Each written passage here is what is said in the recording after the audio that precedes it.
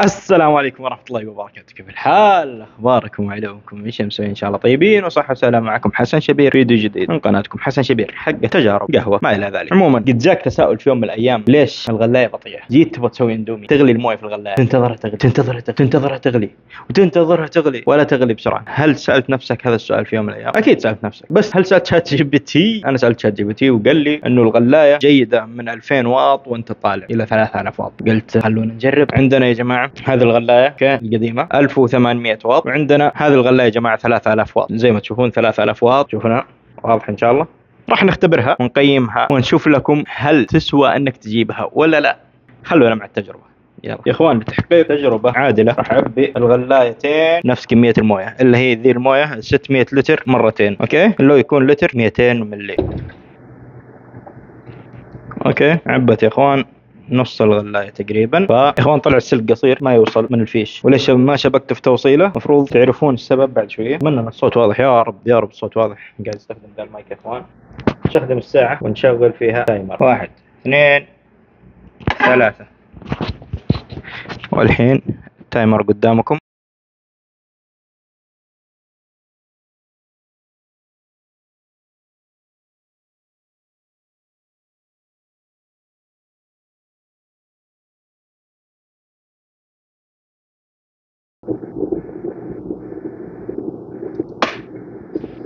يا اخوان غلط، زي ما تشوفون في 4 دقائق و2 اخذتها في اللتر و200 ملي. الحين نجرب الغلاية الثانية ان شاء الله يا رب، ونشوف الفرق، هل يسوى الفرق بينهم ولا لا. هذه قدامكم الغلاية الثانية، القارورة الاولى طبعا سعتها اكبر هذه الأولى، وهذه قارورة ثانية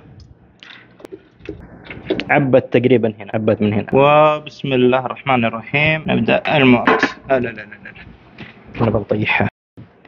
هذا المؤقت قدامكم.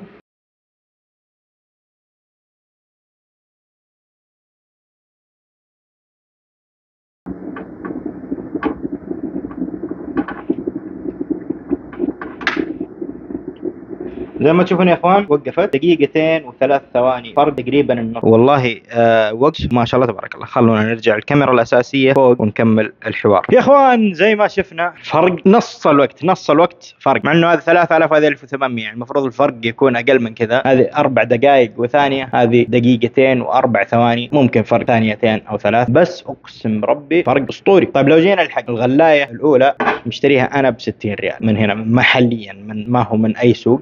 ف 60 ريال على 800 واط لا باس فيها، شغاله لها سنه وزياده معاه، يا سلام يا سلام. بس هذه جايبها ب 99 ريال، مع الشحن وصلت ب 112 ريال، فرق 50 ريال تقريبا. هل يسوى معك؟ اذا ما معك الا 60 طبعا لا ما يسوى. اذا عندك امكانيه تجيب غاليه هذه 3000 واط ممتازه وانا صح فيها، لا تفوتك. ما يفرق معك الوقت، خذ الرخيصه وانت ما تحتاج يعني السرعه الفائقه هذه. فانت في النهايه اللي تقرر، انت شفت الوقت، شفت سرعه الغليان، نفس كميه المويه، نفس كل شيء، انت الحكم. يلا حبينا نسوي التجربه دي قبل ما يفكر فيها ابو نوران ما شاء الله عليه، يحب التجارب، قلنا نسبقه وننزلها. يلا السلام عليكم يا اخوان.